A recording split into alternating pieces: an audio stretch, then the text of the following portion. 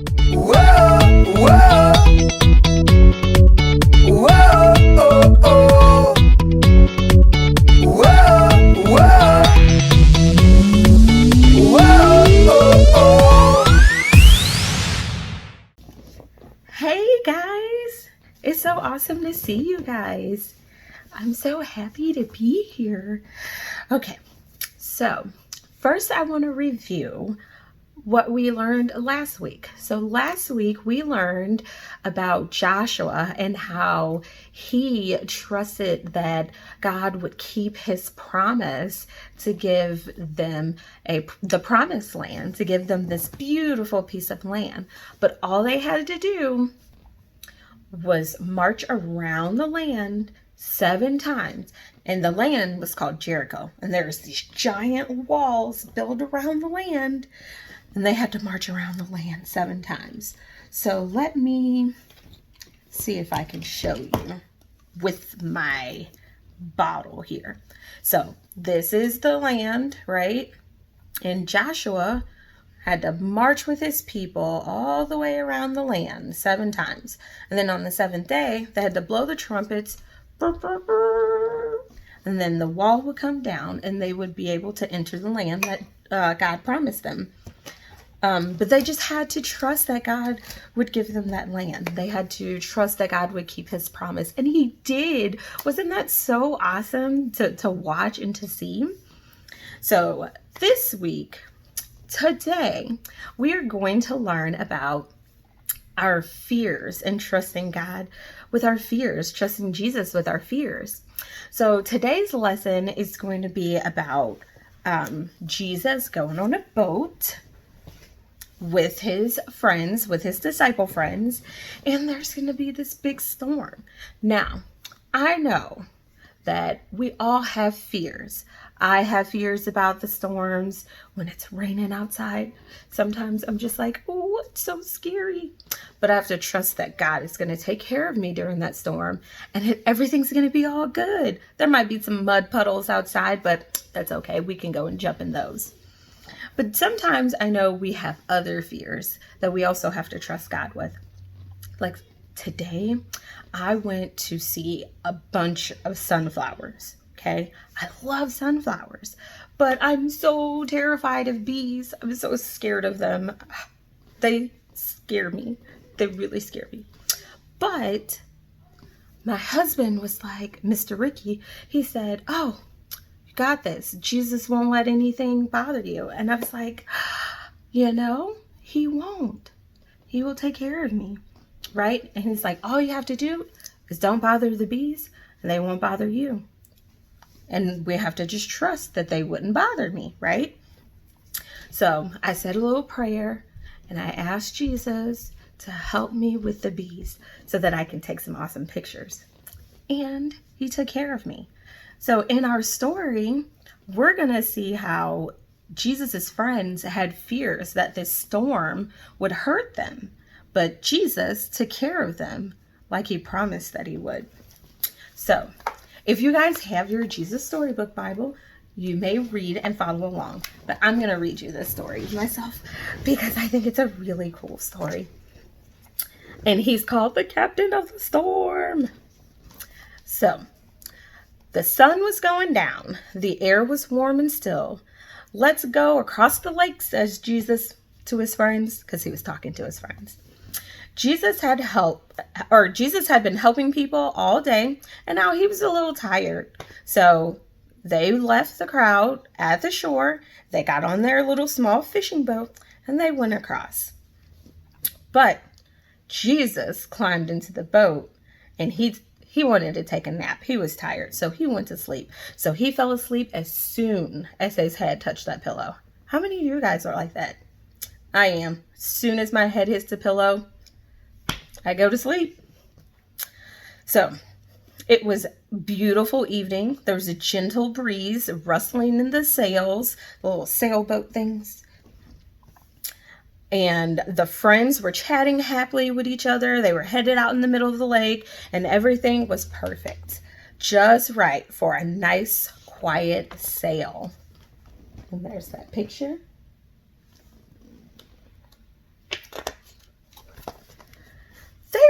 only about halfway across the lake or the river when out of nowhere the whirling winds swept across the lake. It was fierce and strong like a hurricane, a blinding flash of light like the lightning in the sky. There was thunder roaring up above. The storm blew the water into a towers of waves, so like big giant waves, and they were rustling about and crashing and just going crazy. The fishing boat was blown and buffed and tossed and turned and all that good jazz. In the middle of this storm, Jesus was sleeping. He was sleeping. Now, Jesus' friends were fishermen all their lives, right? All year long. But they've never seen a storm like this one. No matter how hard they struggled with the ropes and the sails, they couldn't control the boat. The storm was too big.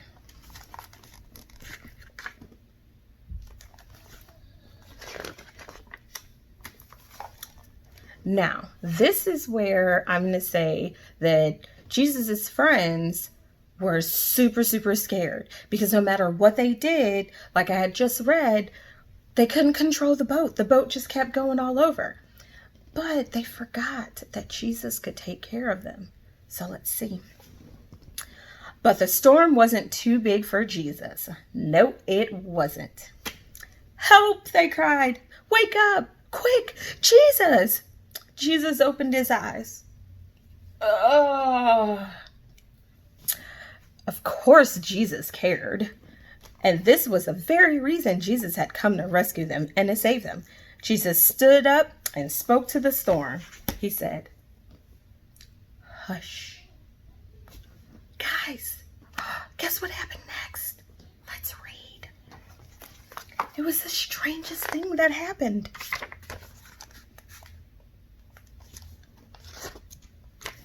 The wind and the waves recognized Jesus' voice. They had heard it before, of course. It was the same voice that had made them in the beginning.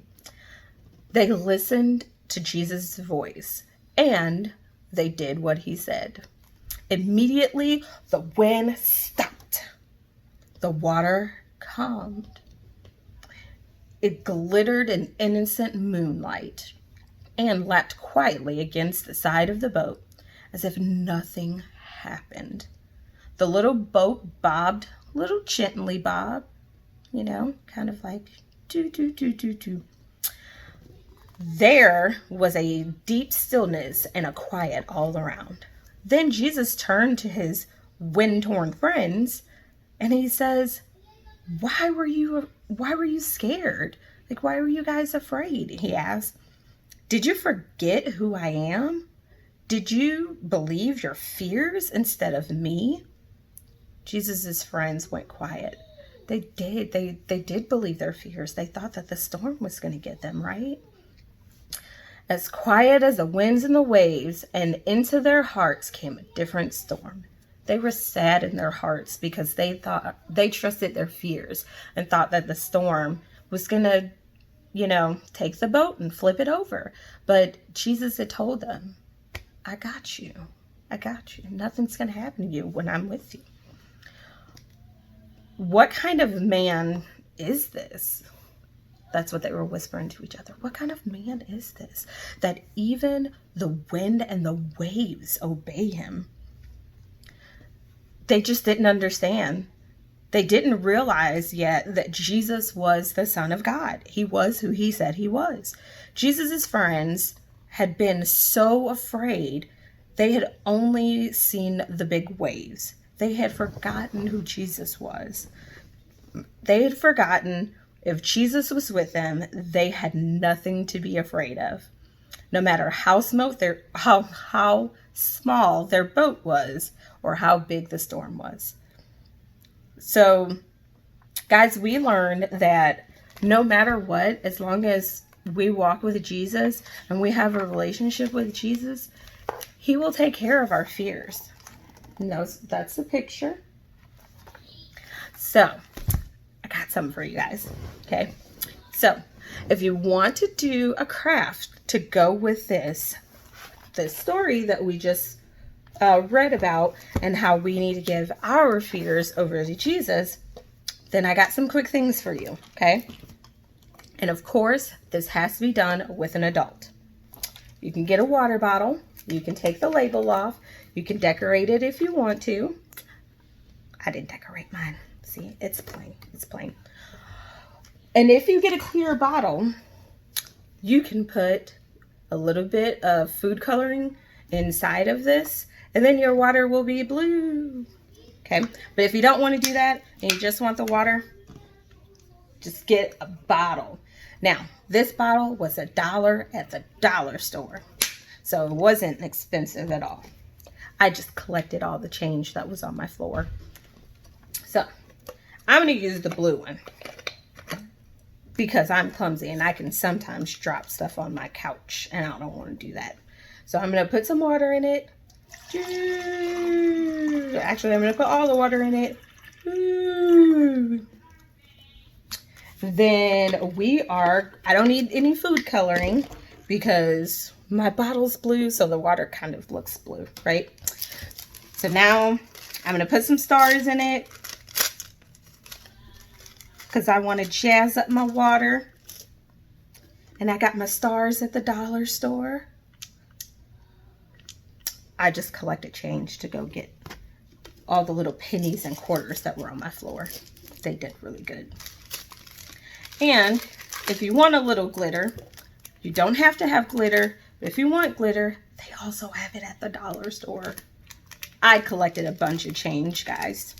It's really cool. I found it in my shoe and under my bed. So I'm going to put some of that in there. See? Right now it's just sitting on top. I can shake that up in a minute. And then, last but not least, I couldn't find a sailboat. So I found a Dora.